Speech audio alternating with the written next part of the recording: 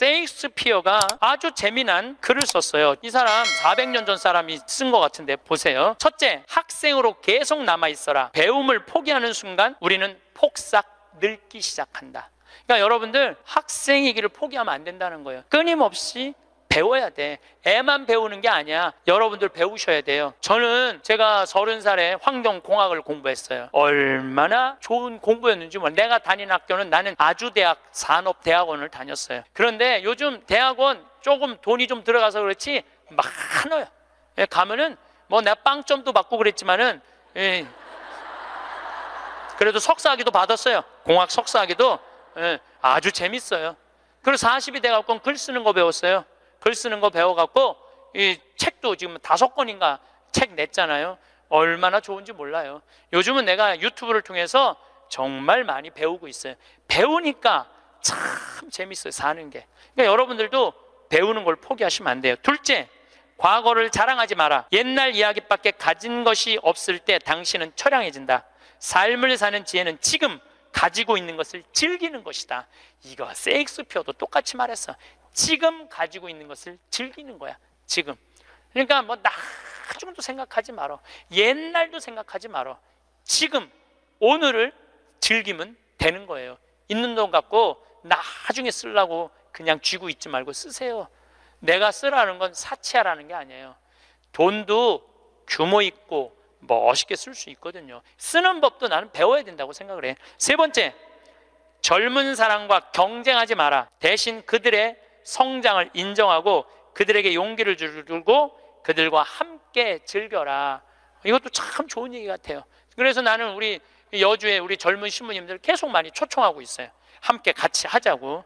근데 참 젊은 신부들이 같이 있으면 참 좋아요. 저는 우리 생태마을의 부관장 모임을 한 달에 한 번 꼭 해요. 출신 부관장 신부님들, 그 신부들이 싫어할 수도 있지만은 한 달에 한 번 젊은 신부들을 모이면은 내가 모르는 것 너무너무 많이 알려줘요. 그들과 함께 즐길 수 있는 것만 해도 좋은 거죠. 넷째, 부탁받지 않는 충고는 굳이 하려고 마라.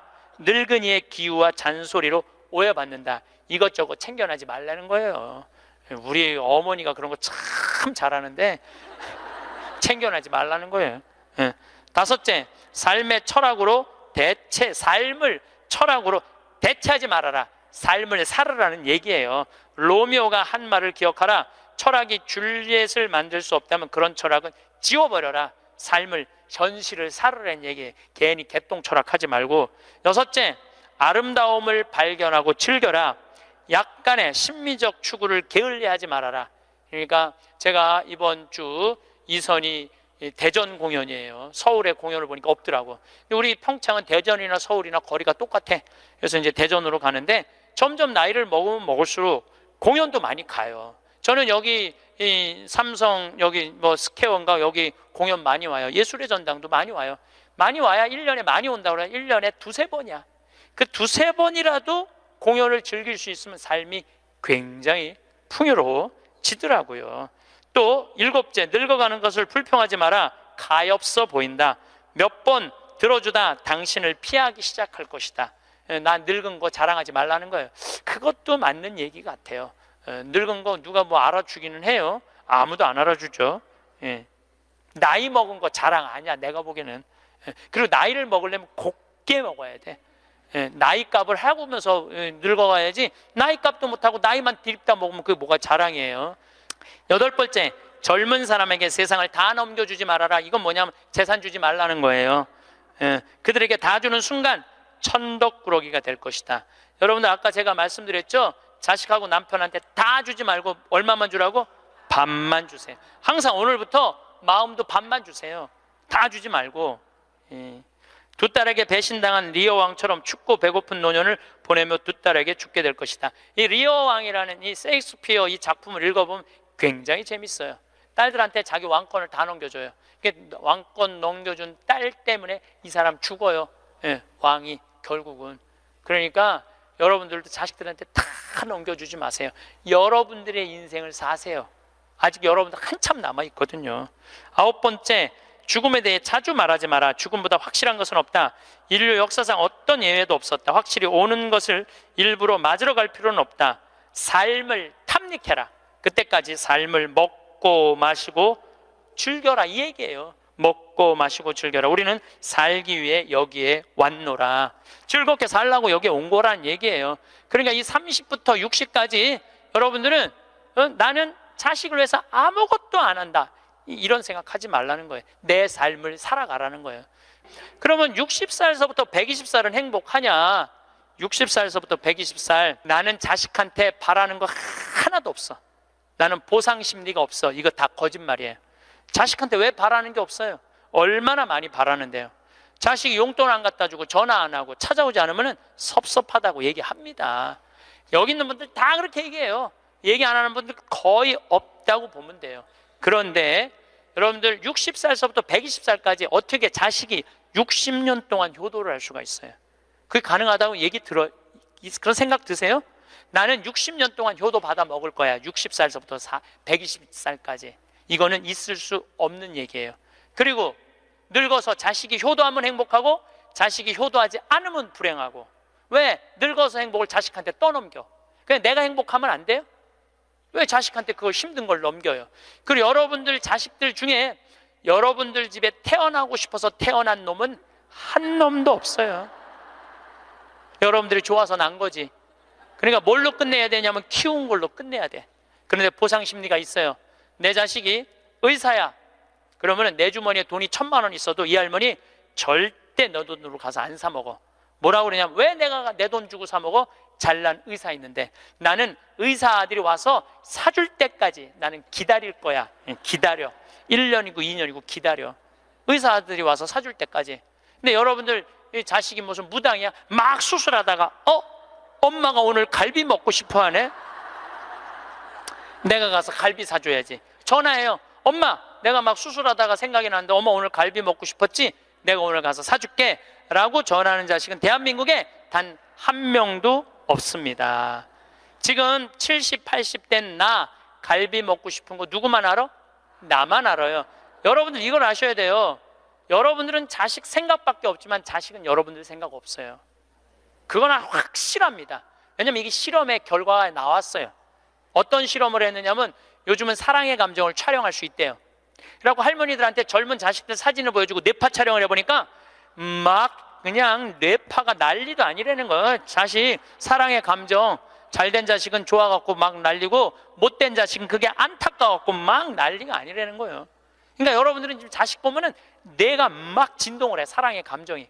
그런데 자식한테 늙은 엄마 사진을 보여주고 뇌파 촬영을 해보니까 아무 반응이 안 일어나는데, 내가 이거 KBS에서 봐서, KBS에서 의사들이 실험하는 거를.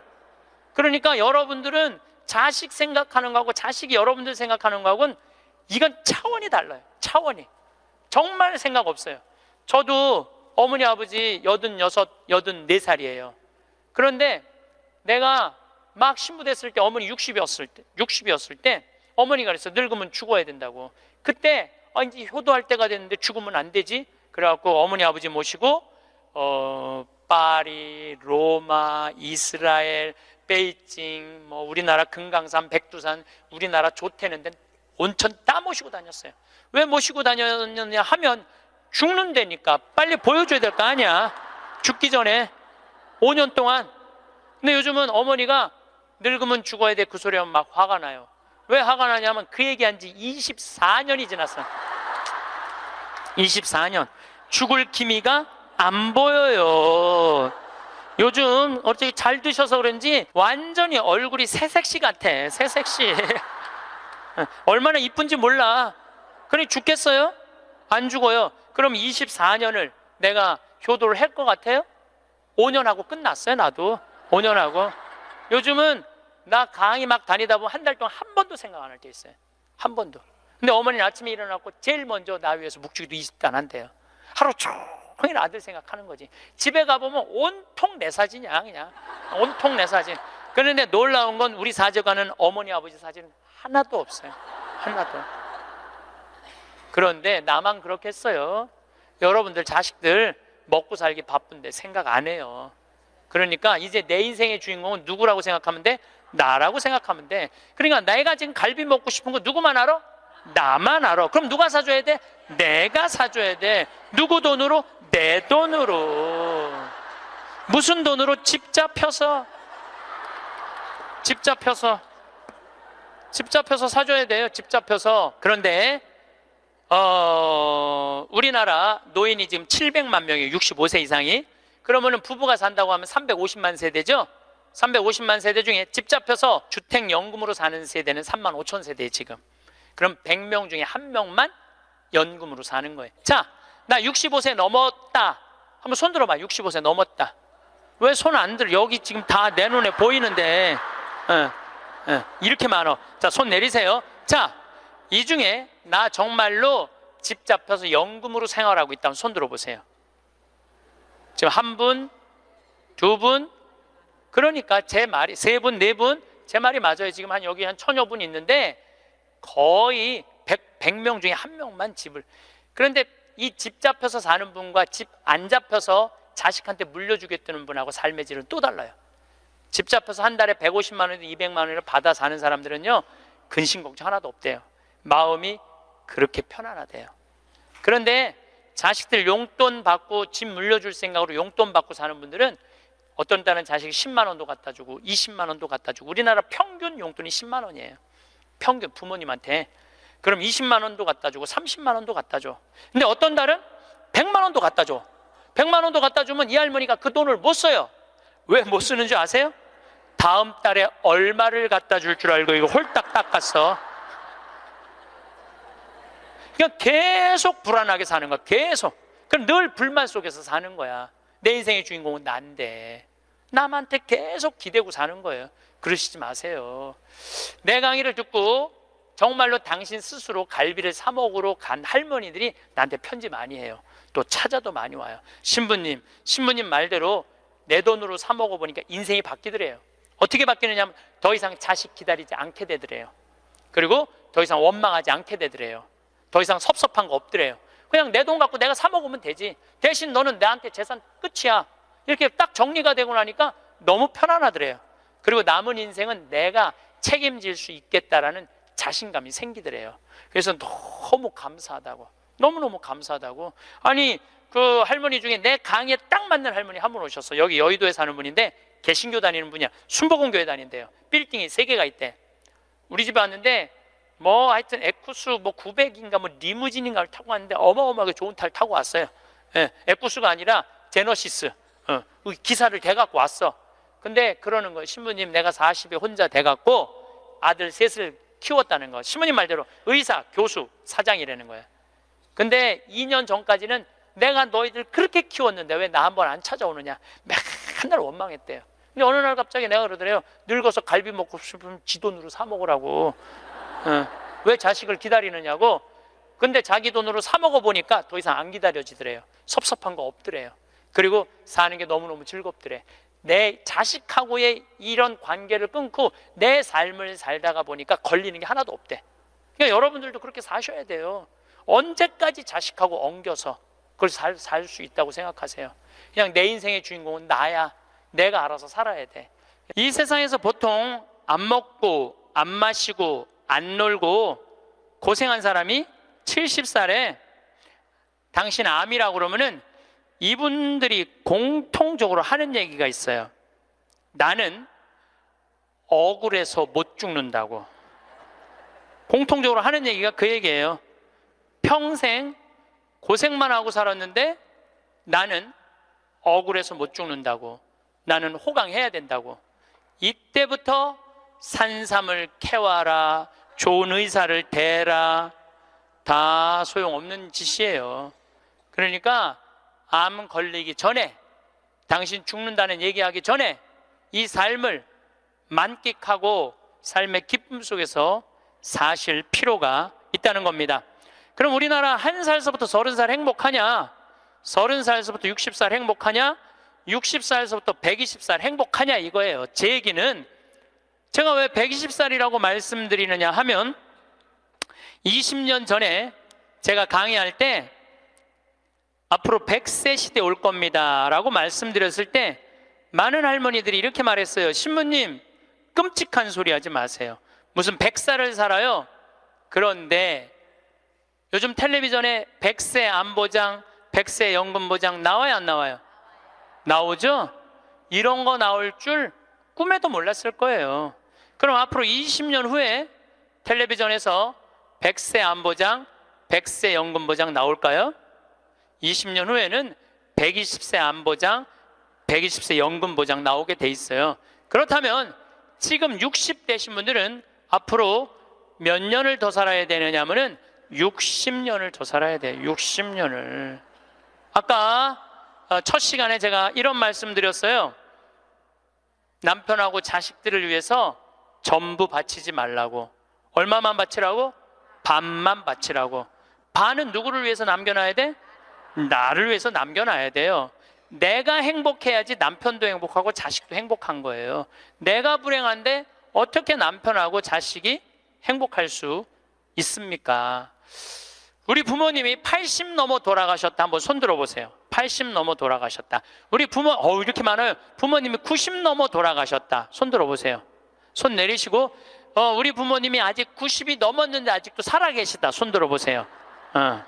자, 혹시 우리 부모님 아니라 이모, 고모라도 100살이 넘은 사람이 있다. 한번 손 들어보세요. 거긴 몇 살이에요? 104살. 그 뒤에 분은 101살? 네. 보통 제가 이렇게 강의할 때 2분 정도 100살 넘은 부모님 있다고 얘기를 해요. 2분 정도. 무슨 얘기냐면은 지금 한국에 100살 넘은 사람이 몇 명이냐면 2만 명이에요. 2만 명. 100살 넘은 사람이, 아니, 옆에 아무나 100살 넘은 사람이 있으니까 2만 명이 넘어요. 그럼 앞으로 20년 후에는 내가 보기엔 20만 명 훨씬 넘어요. 여기 그 대상자들 전부 앉아 있는 거예요. 대상자들 전부 앉아 있는 거예요. 그러면은 1살서부터 30살 행복하냐? 1살서부터 30살은 뭐 해야 되는 나이냐면은 엄마 아빠, 중요한 건 친구들하고 먹고 마시고 놀아야 되는 나이예요.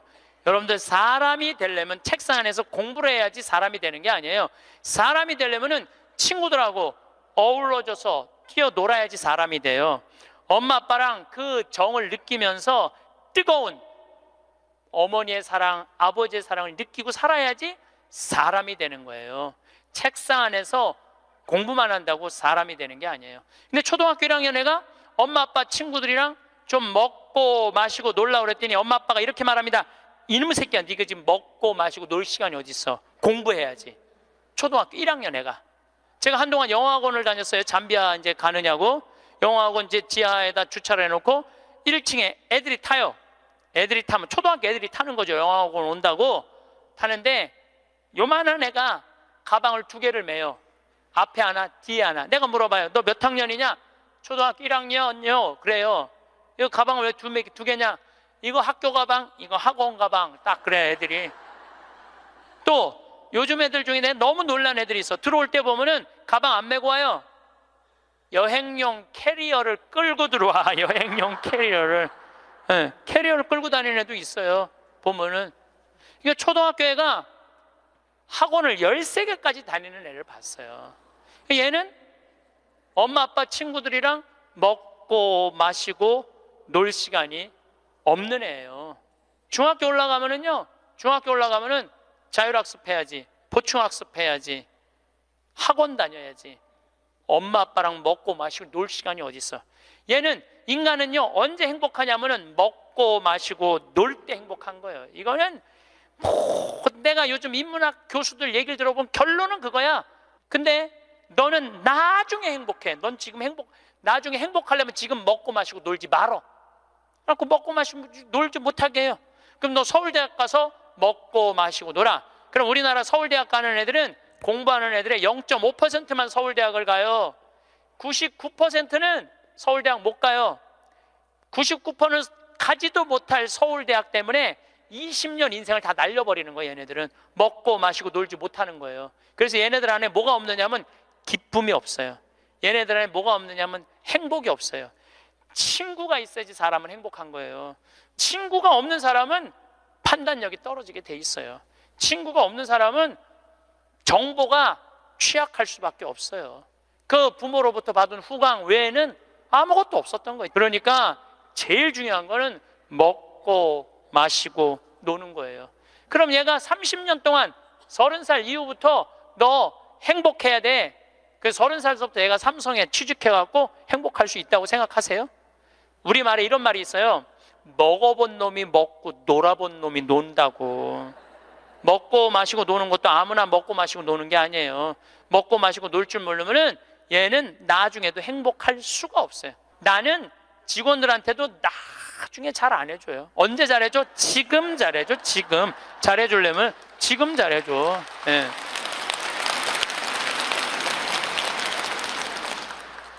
나는 가끔 무슨 공항에 20년 동안 청소하는 아줌마들 140만 원 월급 준다는 게 난 이해가 안 되더라고요. 그건 식구로 생각하는 게 아니에요. 우리 집에 와서 일하면은 내 식구인데 적어도 우리 집에서 일을 하면서 인간의 품위는 유지하고 살아야 될 거 아니에요. 그러니까 대우를 잘해줘요. 그런데 저는 학벌을 참 싫어해. 내가 아주 공개적으로 강의 때 얘기하잖아요. 난 서울대학 싫어한다고. 싫어해요. 저는 내가 서울대학 1년에 한 번씩 특강 꼭 가지만 그래도 싫어해요. 그래도 싫어해요. 예. 그래서 우리는 학벌을 따지지 않아. 직원 채용할 때 서울대학을 나왔든 유학을 갔다 왔든 이대를 나오든 연대를 나오든 일반 대학을 나오든 중학교를 나오든 고등학교를 나오든 초등학교를 나오든 첫 월급은 똑같아. 다 210만 원이에요. 아무리 잘났어도 210만 원, 아무리 못났어도 210만 원. 거기서부터 내가 평가하겠다는 거예요. 그리고 왜 내가 학벌을 따지지 않느냐 하면은 매주 띄우는데 뭐하러 서울대 졸업장이 필요해? 매주만 잘 띄우면 되지. 그렇지 않아요? 아니 매주가 서울대생만 보면 나 잘 떠야 되겠다 이래요? 나는 행복한 사람이 매주도 잘 띄우더라고 보니까.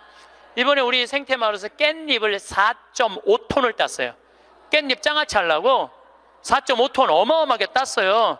그런데 깻잎 따는데 뭐하러 그놈의 2대 졸업장이 필요해? 우리는 깻잎 따는데 2대 졸업장 필요 없어. 뭐만 잘하면 돼? 깻잎만 잘 따면 돼. 깻잎만. 그런데 우리 생태마을에 이렇게 대우가 좋고 나는 나름대로 어제도 제가 새벽에 부모님하고 좀 어디를 좀 갈 일이 있어갖고 새벽 4시에 집을 나오는데 별이 이게 여러분들하고 같이 나누고 싶어. 근데 새벽 4시에 평창에 있어야 돼. 그 시간에 얼마나 영롱하고 아름다운지 참 좋아요. 너무너무 행복한 곳이에요 우리 생태마을. 그런데 우리 생태마을에 누가 남아서 일을 하느냐 가만히 봤더니 이제까지 200명도 더 왔다 가고 이력서도 이렇게 쌓여 있어요. 취직하겠다고. 근데 결국은 어떤 사람이 남아있느냐 하면은 부모님하고 친구들하고 어렸을 때 먹고 마시고 논 애들이 남아서 일하더라고요. 간혹 저한테 신부님 우리 애가 우울증이에요. 우리 애가 왕따 당했어요. 우리 애가 컴퓨터 중독이에요. 우리 애가 알코올 중독이에요. 신부님 사람 하나 살리는 셈 치고 우리 애 좀 받아주세요. 내가 또 마음이 약하니까 받아줘요. 받아주면은 3개월 이상을 못 버텨요. 본인이 그런다고 생태마을의 환경이 아무리 좋아도 그렇게 내가 아까 얘기했죠. 먹어본 놈이 먹고 놀아본 놈이 노는 거라고.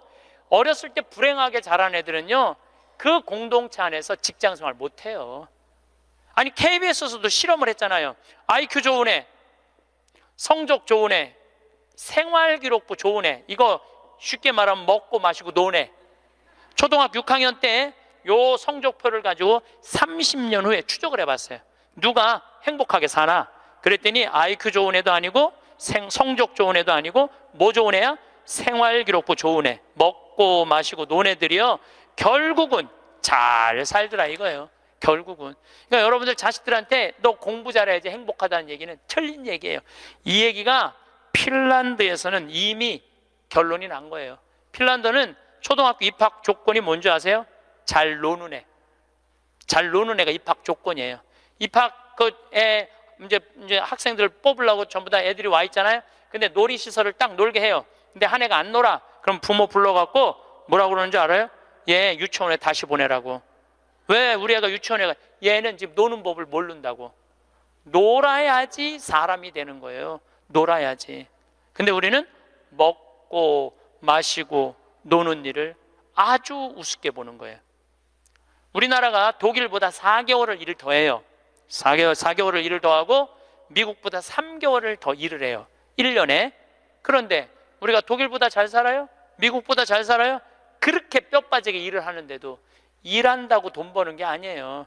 제가 아주 재미난 일이 있었어요. 신나는 일이죠. 잠비아에 이제 우리 치과 의사들이 입원해서 1,400명 환자를 봤어요. 안과 의사 2분, 치과 의사 9분이 환자를 1,400명을 봤어요. 일주일에. 어마어마하게 환자를 봤죠. 근데 이제 그 의사 4년째 나 따라다니는 의사가 나 가기 전에는 맨날 신부님 나 비행기에서 떨어져서 죽었으면 좋겠어요. 차가 와서 쳐서 죽었으면 좋겠어. 그랬던 의사예요. 근데 잠비아 봉사활동 가면서부터 사는 게 즐거운 거야. 내 걸 나누니까 자기 존재의 의미가 있는 거예요. 근데 이 의사가 참 돈을 많이 버는 의사예요. 그런데 왜 죽고 싶으냐? 건물은 큰 걸 사놓고 그 빚을 해대느냐고. 화장실 가는 게 아까웠고 물을 안 마셔. 오줌 누는 시간이 아까웠고 진료 시간이. 그러니까 사는 게 즐겁지 않은 거죠. 여러분들 인생에 정말 힘든 게 뭔지 아세요? 확장 이전이에요. 여러분들 괜히 아파트 20평에서 40평 넓혀가는 거, 장사 잘 되는 가게 10평에서 40평 넓혀가는 거 다 고통의 시작이야. 그냥 있는 데서 살아요. 뭐하러 확장 이전을 해. 행복하지 않았던 거야. 근데 잠비아를 떠나면서부터 사는 게 즐겁기 시작한 거예요. 그리고 내가 얘기했어요. 인생은 화장실도 안 가고 진료하는 게 인생이 아니야. 먹고 마시고 노는 게 인생이야. 제발 먹고 마시고 놀아. 그랬더니 그때부터 먹고 마시고 놀기 시작하는 거예요. 일주일에 이틀 과감하게 놀고 1년에 성지순례 10일 나 따라가고 뭐 성지순례 뭐 다른 데 또 가고 뭐 호주 의사들 같이 여행 다니고 1년에 40일을 놀아요. 40일을 무지하게 노는 거예요. 그러니까 그 조카가 이제 군대 갔다 와서 아르바이트 하면서 그렇게 노니까 이모한테 그렇게 물어보더래요. 이모, 이 치과 월급은 나오는 거야? 이렇게 물어보더래요. 그런데 내가 물어봤어요. 그렇게 먹고 마시고 놀면서 진료할 때랑 화장실도 안 가고 진료할 때랑 어느 때 돈을 더 많이 버느냐? 그랬더니 요즘이 훨씬 많이 번대요. 그리고 세무서에서 연락 왔대요. 돈이 너무 많이 벌려갖고 세무조사 나올 테니까 직원들하고 또 어디 놀러 가라고. 그래서 이제 다음 달에 어디 정동진인가 직원들 데리고 놀러 간대요. 여러분들 집에서 청승 떨고 아무것도 안 마시고 지립대 일만 한다고 돈이 벌려지는 게 아니에요. 먹고 마시고 놀 때 돈도 많이 벌리는 거예요. 우리 생태마을 요즘 다 망한다고 그러잖아요. 우리 생태마을은 작년에 매출액이 45억이었는데 올해 50억이야. 50억.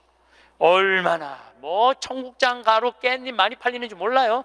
하루에 2천만 원씩 팔려. 하루에 2천만 원씩. 요즘 내가 사장인데 내가 사장이 뭐 할 것 같아? 맨날 먹고 마시고 노는 거야. 맨날 먹고 마시고 노는 거야. 직원들 줄 거 다 주고 아끼지 않아요. 줄 거 다 주고. 그리고 이제 하도 이제 우리 신자가 아니라 비신자들이 물건을 많이 사니까 이제 사업자 등록을 해서 세금도 내요. 제가 세금을 내는데 1년에 2억 정도 세금이 나가요. 많이 나가요. 세금이. 그럼 우리 국장이 신부님 세금이 너무 많이 나가는데 현금은 신고하지 않아도 된다는 거예요. 그런 게 어디 있어? 현금도 다 신고해. 현금도 다 한 푼도 빼지 말고 다 야, 내가 신부로 사는데 왜 머리 복잡하게 살아? 그냥 있는 대로 보고하고 다 살아. 내가 세금 2억 내면은 국가가 그거 갖고 어려운 사람 도와주고 나라 돌아가는 거지. 그걸 그냥 이렇게 감추고 저렇게 감추다가 내가 가끔 우리 이제 세금 다 내요. 그래서 세금이 부담스럽더라고요. 다 한 달에 거의 2천만 원씩 세금이 나가니까. 그런데 텔레비전을 보면은 그 세금 떼어먹는다고 탈세한다고 대기업 총수들이 막 마스크 쓰고 막 휠체어 막 타고 막 침대에 누워서 막 들어왔다 나갔다 하는 거 보면서 내가 텔레비 보면서 한마디 해요. 내가 뭐라고 그러냐면 내고 살지. 아유, 내가 이렇게 말해요. 내고 살면 되지. 뭘 그렇게 돈이 많은데 그걸 그냥 돈을 아낀다고 나라 돈 빼먹어가면서 어려운 사람 나눠주는 거 빼먹어가면서 세금 내는 것도 내가 보기엔 자선이에요.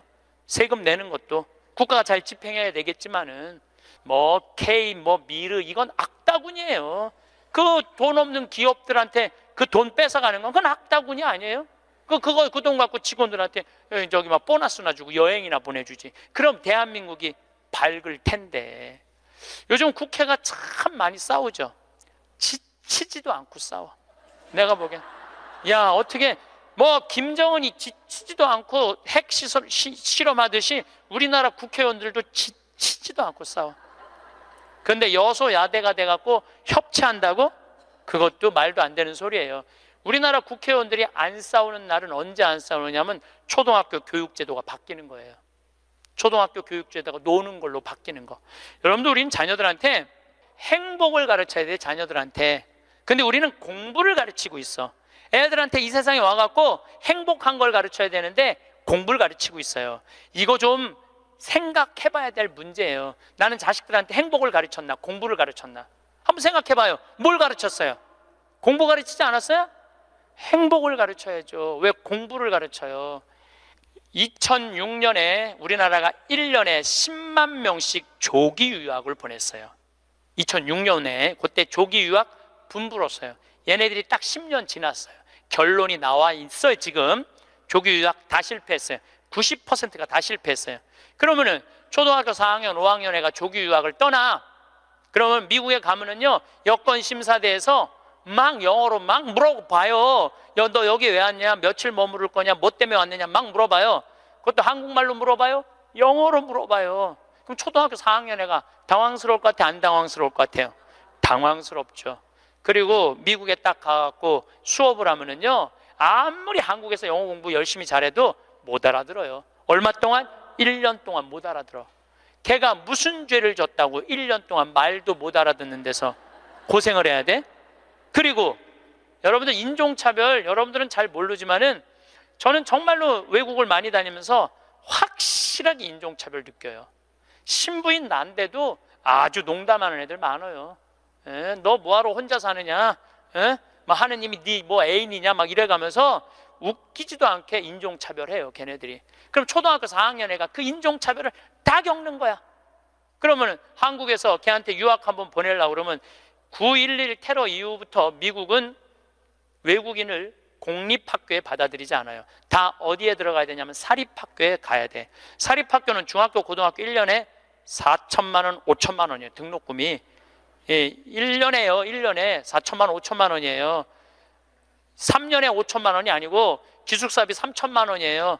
방학이 4번인데 거기 못 있어요. 부모 없으면은 한국에 들어왔다 나갔다 해야 돼. 그러면 얘는 혼자 간 애는 계속 들어왔다 나갔다 해야 돼요. 그럼 비행기값 1,000만 원이야. 그럼 1억이 나가야 돼요. 유학 보내면은. 그럼 우리나라 대기업 연봉 1억이거든요. 1억이면은요, 아버지는 아무것도 안 쓰고 얘한테 다 보내야 돼. 아버지는 아무것도 안, 아버지도 먹고 마시고 놀아야 되는 사람인데 그걸 못 하는 거예요. 그러니까 자식하고 마누라 보내면은요, 더 아무것도 못 해.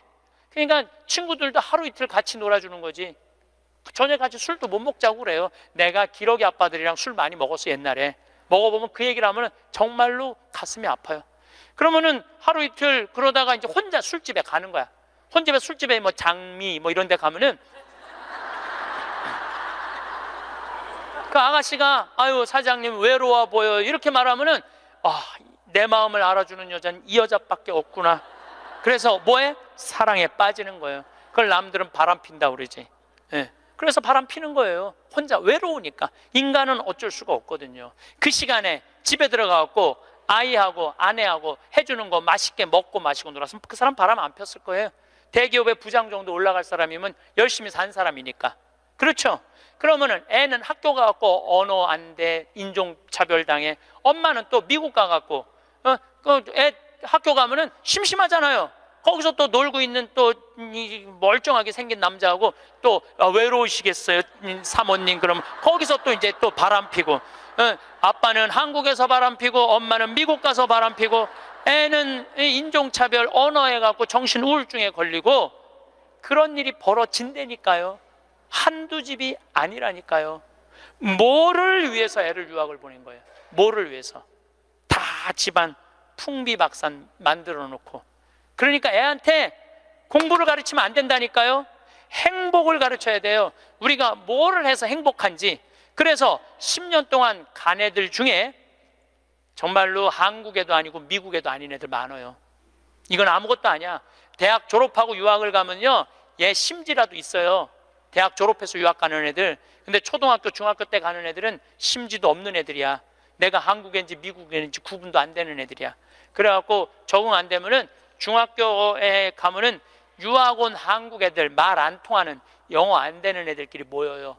모여서 노래방 가고 한국 드라마 보고 술 먹고 담배 피고, 정말로 이 아이의 출세를 위해서, 이 아이의 미래를 위해서 유학을 보냈는데 아버지도 바람피고 엄마도 바람피고, 이런 집이 한두 집이 아니라니까요. 너무너무 많은 거예요. 이런 집이 성공하는 비율은 10%밖에 안 된대요. 10%밖에. 그러니까 90%는 다 망가지는 거야. 그래갖고 이제 한국에 돌아오면은 집안이 완전히 망가진 거야. 애는 집에서 나가지도 않고, 왜냐하면 유학이라는 건 갔다 왔는데 대학을 졸업한 것도 아니고 한국에서 취직되는 것도 아니고, 그러니까 아무것도 못하는 거야. 그래서 나한테 와서 신부님, 얘 좀 고쳐달라는 거야. 자기가 10년 동안 망가뜨려 놓고 나한테 1시간 만에 고쳐달라는 거야. 아, 내 안수하면 손에서 아무것도 안 나오는데 뭘로 고쳐 내가. 그런데 이제는 1년에 10만 명씩 가던 게 이제 3만 명밖에 안 가요. 왜? 실패한 게 결론이 났으니까. 나는 그러지 말자는 거예요. 그 1년에 1억씩 유학비 보낼 돈이 있으면 그 돈 갖고 한국에서 엄마 아빠 자식이랑 행복하게 먹고 마시고 놀으라는 거예요. 그럼 이 집은 깨지지도 않고 애는 아주 건강하게 자랄 거예요. 우리가 아주 중요한 거를 놓치고 있는 거예요. 별거 없어. 인생이 뭐 그렇게 복잡해? 그리고 여러분들 출세, 그것도 해봐야, 난 텔레비전 보면서 출세하는 거 한낱도 안 부러워요. 뭐 민정수석 무슨 수석들, 지금 그게 사람 사는 거예요? 저런 모습이?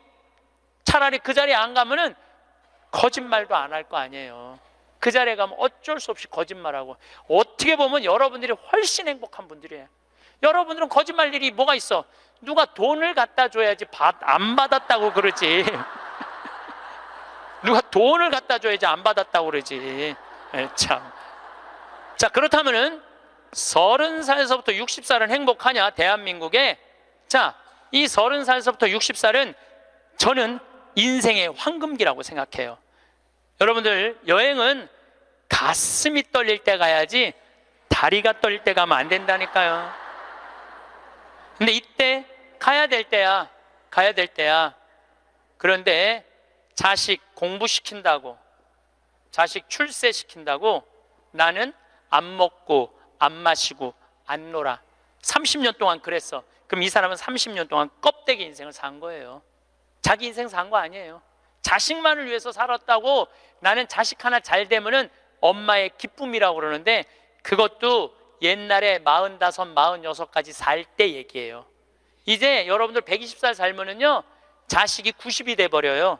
그 자식 출세하는 거 여러분들 행복하고는 아무 상관이 없어요. 70살, 80살 된 자식하고 90살, 100살 된 여러분들하고 아무 상관이 없어요. 어떤 아버지가 딸을 공부를 잘 가르쳐놨어. 서울대학을 졸업해하고 삼성에 취직을 했어. 근데 이 딸이 잘난 척하고 남자 알기를 우습게 알고 시집을 한 거, 혼자 사는 거야. 아버지는 딸이 시집 가갖고 손자도 좀 안겨주고 좋은데 시집 가갖고 자기 호강도 시켜주기를 바랬는데 이게 혼자 사는 거예요. 설날 왔어, 딸이. 그래서 아버지가 한마디 해요. 너 뭐가 부족해서 시집 안 가고 혼자 살고 있느냐고. 제발 시집 좀 가라고. 네가 학벌이 부족하냐, 미모가 부족하냐, 뭐가 부족한데 시집을 안 가냐고. 그랬더니 딸이 아버지를 보고 한다는 소리가, 아버지 답답한 소리 하지 말라고. 요즘 시집 가는 게 얼마나 힘든 줄 알아요? 뭐가 힘들어? 넌 부족한 거 없어. 다 갈 수 있어. 그랬더니 아버지 한심한 소리 하지 말라고. 아버지 대통령도 못 간 시집을 내가 어떻게 가? 생각해보니까 대통령도 시집도 못 가고, 시집만 못 가. 요즘 아주 그냥 처지가 아주 곤궁하게 됐잖아요. 뭐 그래, 또 아버지가 질 수가 있어? 그래서 한마디 더 해요. 그래? 그렇다면은 네가 그렇게 시집 안 가고 혼자 살 거면 너도 대통령이라도 좀 해보라고. 아버지도 좀 최순실처럼 호강 좀 해보게. 그랬더니 딸이 아버지 보고 한심한 눈으로 쳐봐도 한마디 더 해요. 아버지 답답한 소리 하지 말라고. 뭐가 답답한 소리야? 아버지가 대통령을 했어야지 나도 해볼 거 아니냐고.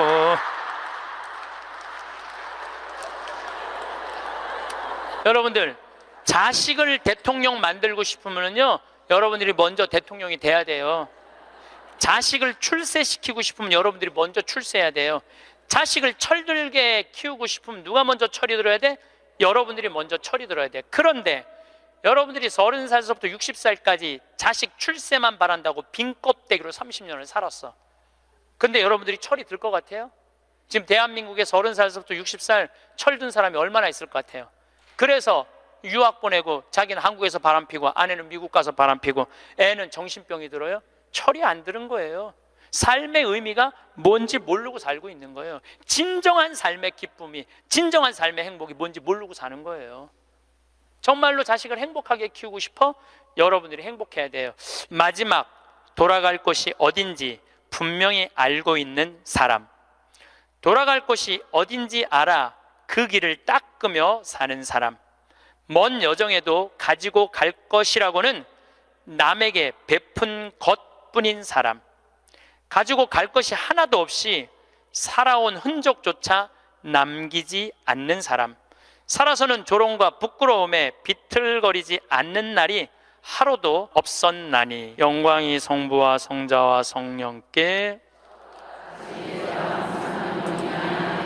성부와 성자와 성령의 이름으로 아멘. 감사합니다. 우리는 살아가면서 수많은 역할을 맡습니다. 부모로서 자식을 키우고, 배우자로서 가정을 돌보며 사회의 한 구성원으로서 맡은 바 책임을 다해왔습니다. 그런데 문득 거울을 들여다보면 이런 생각이 듭니다. 나는 과연 누구인가? 이 모든 역할들 속에서 진짜 나는 어디에 있는 걸까? 이러한 물음이 떠오르는 것은 지극히 자연스러운 일입니다.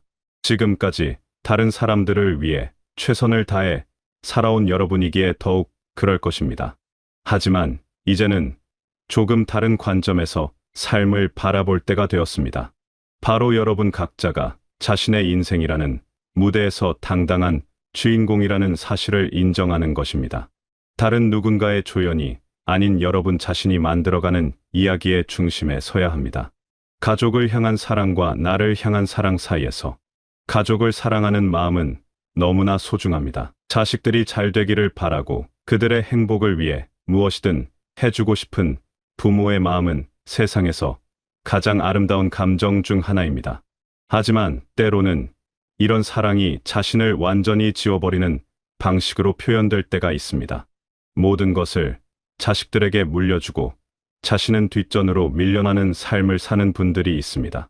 자식들이 좋은 집에서 살기를 바라며 자신은 작은 방 한 칸에서 만족하려 하고 자식들은 좋은 음식을 먹이려 하면서 자신은 늘 검소한 식사로 채웁니다. 이런 희생정신은 분명 존경받을 만한 일입니다.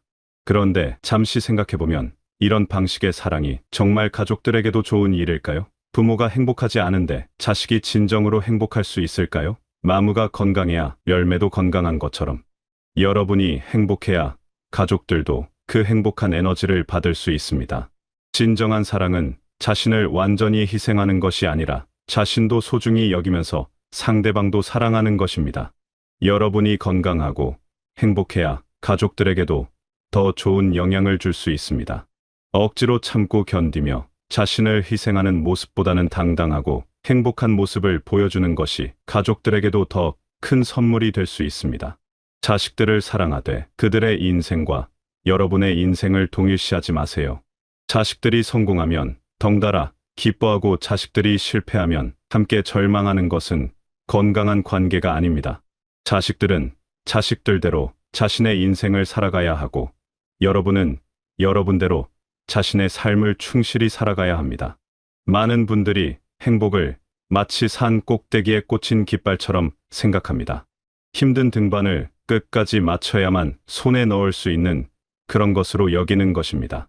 그래서 지금은 힘들어도 참고 견디면 언젠가는 행복해질 거야 라고 생각하며 현재의 즐거움을 모두 미래로 미뤄둡니다. 하지만 행복은 그런 것이 아닙니다. 행복은 목표가 아니라 과정이고 결과가 아니라 방법입니다. 마치 자전거 타기나 수영과 같은 기술에 가깝습니다. 한 번 배우면 언제든지 사용할 수 있는 능력 말입니다. 맛있는 음식을 먹을 때 느끼는 만족감, 좋은 사람들과 함께 웃으며 대화할 때의 즐거움, 아름다운 꽃을 보며 느끼는 감동, 이런 소소한 순간들 속에 행복이 숨어 있습니다. 이것들은 모두 지금 여기에서 누릴 수 있는 것들입니다. 미래를 기다릴 필요가 없습니다. 어린아이들을 보세요. 그들은 놀이의 천재입니다. 별것 아닌 것에도 금세 재미를 찾고 웃음을 터뜨립니다. 이것이 바로 행복을 누리는 기술입니다. 우리도 이런 기술을 다시 배워야 합니다. 거창한 무언가를 이루어야만 행복한 것이 아니라 일상의 작은 순간들에서 기쁨을 찾는 방법을 익혀야 합니다. 오늘 창밖으로 보이는 하늘이 유독 파랗다면 그것만으로도 충분히 기분 좋은 하루의 시작이 될 수 있습니다. 좋아하는 음악을 들으며 느끼는 설렘, 따뜻한 차 한 잔을 마시며 느끼는 여유, 이런 것들이 모두 행복입니다. 행복을 미래로 미루지 마세요. 지금 이 순간에도 여러분 주변에는 수많은 행복의 씨앗들이 흩어져 있습니다. 다만 그것들을 알아보는 눈과 마음을 갖추어야 할 뿐입니다. 이것이 바로 행복이라는 기술을 배우는 첫걸음입니다. 자유란 무엇일까요? 많은 사람들이 자유를 구속으로부터의 해방 정도로 생각합니다. 하지만 진정한 자유는 그보다 훨씬 깊은 의미를 가집니다. 진정한 자유는 스스로의 삶을 온전히 책임질 때 비로소 얻을 수 있는 것입니다. 다른 사람에게 의존하는 삶은 편해 보일 수 있습니다. 누군가가 모든 것을 결정해주고 모든 것을 해결해준다면 편하긴 하겠죠. 하지만 그 순간 여러분의 기분과 행복도 그 사람의 손에 맡겨지게 됩니다. 그 사람이 기분이 좋으면 여러분도 좋고 그 사람이 기분이 나쁘면 여러분도 덩달아 불안해집니다. 반대로 스스로 모든 것을 책임지는 삶을 선택한다면 어떨까요? 물론 책임이 따르는 만큼 부담도 있을 것입니다. 하지만 그와 동시에 얻게 되는 것이 있습니다. 바로 진정한 마음의 평화와 자유입니다. 여러분이 직접 번 돈으로 여러분이 먹고 싶은 음식을 사 먹는다면 그것은 당당한 일입니다. 누구에게 미안해할 이유도 없고 눈치를 볼 필요도 없습니다. 여러분이 직접 선택한 집에서 여러분이 좋아하는 방식으로 생활한다면 그 또한 자유로운 일입니다. 이런 삶을 살 때 우리는 비로소 누구를 원망하거나 탓할 필요가 없어집니다. 모든 선택이 내 선택이고 모든 결과가 내 책임이기 때문입니다. 이것이야말로 진정한 정신적 자유입니다. 물론 완전히 독립적인 삶을 살기란 쉽지 않습니다. 우리는 모두 관계 속에서 살아가는 존재이고 서로 도움을 주고받으며 살아갑니다.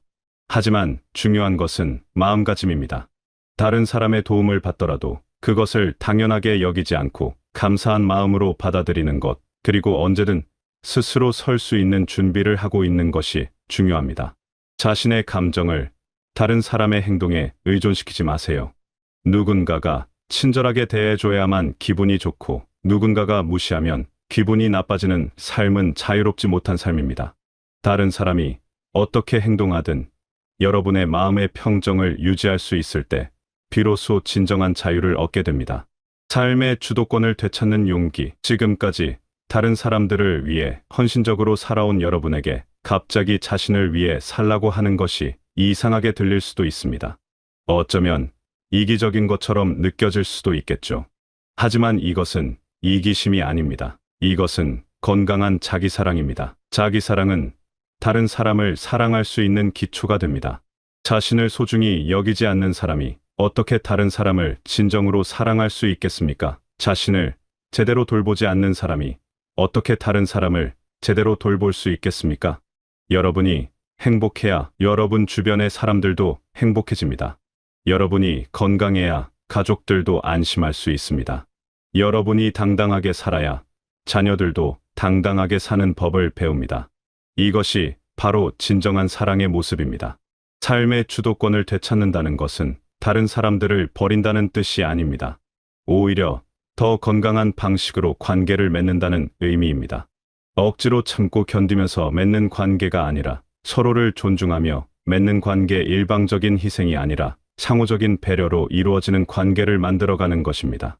이런 변화에는 용기가 필요합니다. 지금까지 익숙하게 해온 방식을 바꾸는 것은 쉬운 일이 아니기 때문입니다. 주변 사람들도 처음에는 당황할 수 있습니다. 하지만 용기를 내어 첫걸음을 내딛어 보세요. 작은 변화부터 시작하면 됩니다. 오늘 하루만큼은 여러분이 정말 하고 싶은 일을 해보세요. 여러분이 정말 먹고 싶은 음식을 드셔보세요. 여러분이 정말 가고 싶은 곳에 가보세요. 이런 작은 선택들이 모여서 여러분의 삶을 조금씩 바꾸어 갈 것입니다. 변화는 늘 두렵습니다. 특히 오랫동안 같은 방식으로 살아온 사람에게는 더욱 그렇습니다. 하지만 변화 없이는 성장도 없고 새로운 행복도 없습니다. 지금이 바로 여러분의 인생에서 새로운 장을 시작할 때입니다. 여러분은 이미 충분히 많은 것을 해냈습니다. 가정을 꾸리고 자녀를 키우고 사회적 책임을 다하며 살아왔습니다. 이제는 여러분 자신을 위한 시간을 가져도 됩니다. 아니, 가져야 합니다. 이것은 여러분의 권리이자 의무입니다. 자신의 꿈과 희망을 다시 한번 들여다보세요. 어린 시절 품 소망들 중에 아직도 마음 한편에 남아있는 것들이 있을 것입니다. 그것들을 다시 꺼내어 보세요. 지금 당장 모든 것을 이룰 수는 없더라도 그 방향으로 한 걸음씩 나아갈 수는 있습니다. 새로운 취미를 시작해 보세요. 새로운 사람들과 만나보세요. 새로운 장소를 여행해 보세요. 이런 경험들이 여러분의 삶에 새로운 활력을 불어넣을 것입니다. 그리고 무엇보다 중요한 것은 이 모든 선택이 여러분 자신의 의지에 의한 것이라는 점입니다. 다른 사람들이 뭐라고 하든 상관없습니다. 여러분의 행복은 여러분이 만들어가는 것입니다. 다른 사람의 승인이나 허락을 받을 필요가 없습니다. 여러분이 원하는 삶을 살 권리는 이미 여러분에게 있습니다. 살아가다 보면 때로는 지치고 힘들 때가 있습니다. 새로운 방식으로 살아가려고 노력하지만 쉽게 바뀌지 않을 때도 있을 것입니다. 그럴 때는 자신을 너무 몰아세우지 마세요. 변화는 하루아침에 이루어지는 것이 아닙니다. 여러분은 이미 충분히 가치 있는 사람입니다. 지금까지 살아온 모든 순간들이 의미 있었고 앞으로 살아갈 모든 날들도 소중할 것입니다. 완벽하지 않아도 괜찮습니다. 때로는 실수를 해도 괜찮습니다. 그것이 바로 인간다운 삶의 모습입니다. 중요한 것은 포기하지 않는 것입니다. 넘어져도 다시 일어서고 길을 잃어도 다시 찾아가는 것입니다. 여러분 안에는 그럴 수 있는 힘이 이미 충분히 있습니다.